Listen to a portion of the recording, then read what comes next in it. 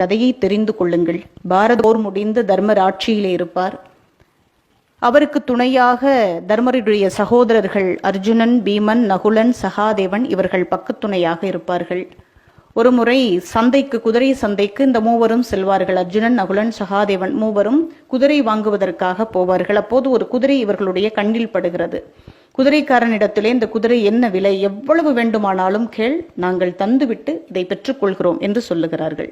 உடனே குதிரைக்காரன் சொல்றான், இந்த குதிரைக்கு நான் இன்னும் விலையெல்லாம் நிர்ணயிக்கல, 3 கேள்வி எனக்கு இருக்கிறது, அதற்குரிய விடையை சொல்லிட்டு நீங்கள் இந்த குதிரையை எடுத்து செல்லுங்கள் அப்படிங்கிறான். உடனே அர்ஜுனன் கேள்வியை கேளுங்கிறாரு. முதல் கேள்வி அர்ஜுனிடத்திலே கேட்கப்படுகிறது. துணி தைக்கக்கூடிய ஊசியினுடைய துளை இருக்கு இல்லையா? ஆமா இருக்கு. அந்த துளைக்குள்ள யானையினுடைய உடம்பு நுழைஞ்சிருது, ஆனா வால் மட்டும் நுழைய மாட்டேங்குது. என்ன விடை? அர்ஜுனன் சிந்திக்கிறான். அடுத்த கேள்வி நகுலனிடத்திலே கேட்கப்படுகிறது. ஒரு பக்கம் ஒரு கிணறு இருக்கு, மற்றொரு பக்கம் 6 கிணறுகள் இருக்கின்றன. ஒரு கிணத்து நீரை எடுத்து இந்த 6 கிணறுகளையும் நிரப்ப முடிகிறது. ஆனால் 6 கிணற்று நீரை எடுத்தாலும் இந்த ஒரு கிணற்றை நிரப்ப முடியவில்லை. என்ன விடை என்று கேட்கிறான் குதிரைக்காரன்.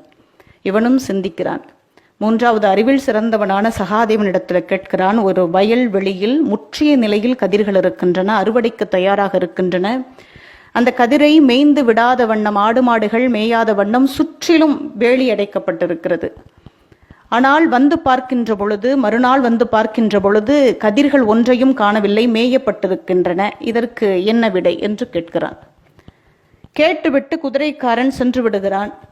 இவர்கள் மூவரும் இதை சிந்தித்துக் கொண்டிருக்கிறார்கள். தர்மர் பீமனை அனுப்புகிறார். குதிரை வாங்க போனவர்களை ஆளை காணும், இன்னும் இவ்வளவு நேரம் ஆயிடுச்சு, இன்னும் ஆளை காணுமே, என்ன ஆனது என்று தெரிந்து கொண்டு வா என்று பீமனை அனுப்புகிறார். பீமன் இவர்களை அழைத்து கொண்டு வருகிறான்.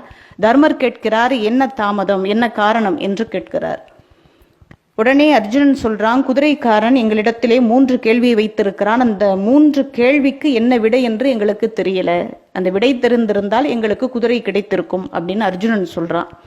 உடனே முதல் கேள்வி என்ன கேள் அப்படின்னு தர்மருக்கு சொல்றாரு. உடனே அர்ஜுனன் சொல்றான், துணி தைக்கக்கூடிய ஊசி துளைக்குள்ள யானையினுடைய உடம்பு நுழையுது, ஆனா வால் மட்டும் நுழைய மாட்டேங்குது, இதற்குரிய விடை என்ன அப்படின்னு அர்ஜுனன் கேட்கிறான். தர்மர் சொல்றாரு, கலியுகத்துல கெட்டதெல்லாம் சீக்கிரமா இந்த காதுக்குள்ள நுழையும், தேவையில்லாத செய்திகள் இந்த காதுக்குள்ள ரொம்ப எளிமையா போயிடும், ஆனா நல்லது இந்த காதுக்குள்ள போக சிரமப்படும்.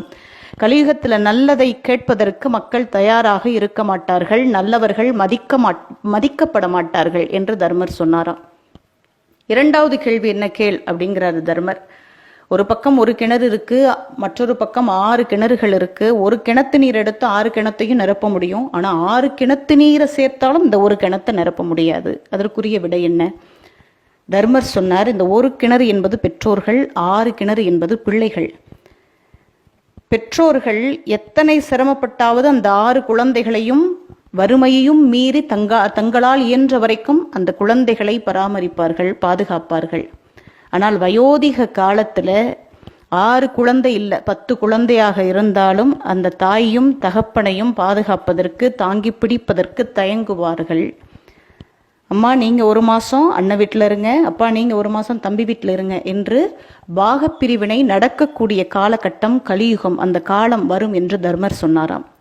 மூன்றாவது கேள்வி சகாதேவன் கேட்டான். முற்றியிருக்கக்கூடிய கதிர்கள் நிறைந்திருக்கக்கூடிய வயல்வெளி சுற்றிலும் வேலி அடைக்கப்பட்டிருக்கிறது, ஆனால் வந்து பார்க்கின்ற பொழுது கதிர்கள் எல்லாம் மேயப்பட்டிருக்கின்றன, இதற்கான விடை என்ன என்று கேட்கிறான். உடனே தர்மர் சொல்லுகிறார், இந்த வேலி என்பது ஆட்சியாளர்களும் அதிகாரிகளும், இந்த வயலில் விளைந்திருக்கக்கூடிய கதிர்கள் என்பது மக்கள்.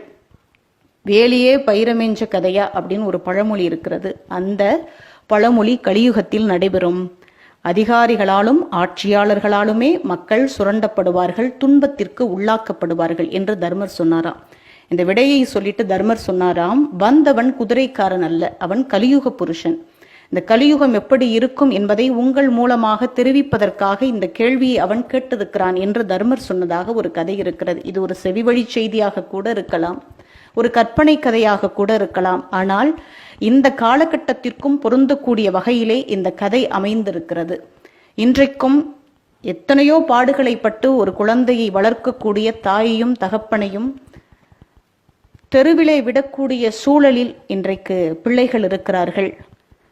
ஒரு குழந்தையை ஒரு வாய் சோறு எப்படியாவது இந்த குழந்தைக்கு ஊட்டி விடணும் அப்படின்னு ஒரு தாய் நினைத்து அந்த குழந்தையை இடுப்புல சுமந்து கொண்டு அந்த ஒரு உருண்டை சாப்பாட்டை எப்படியாவது அந்த குழந்தைக்கு ஊட்டிடணும்னு தெரு தெருவா அலைந்த காட்சியெல்லாம் நம்ம பார்த்துருக்கோம். அந்த வேடிக்கை காண்பித்து அந்த நிலாவை பாரு, அந்த மாமாவை பாரு, அந்த கடையை பாரு, இந்த மரத்தை பாரு, அந்த பறவையை பாருன்னு ஒரு தாய் இதையெல்லாம் வேடிக்கை காண்பித்து ஒரு குழந்தைக்கு ஒரு உருண்டை அதிகமாக சாப்பிட மாட்டானா அப்படின்னு ஏக்கத்தோடு அந்த குழந்தையை பராமரிப்பதை நாம் பார்த்திருக்கிறோம். ஆனால் இன்றைக்கு அப்படி சிரமப்பட்டு வளர்த்து அவமானப்பட்டு வளர்த்த தாயும் தகப்பனையும் வயோதிக காலத்தில் ஒருவேளை உணவிற்கு தெரு தெருவாக அலையவிடக்கூடிய பிள்ளைகள் நிறைந்திருக்கக்கூடிய காலத்தை நாம் பார்த்து கொண்டிருக்கிறோம்.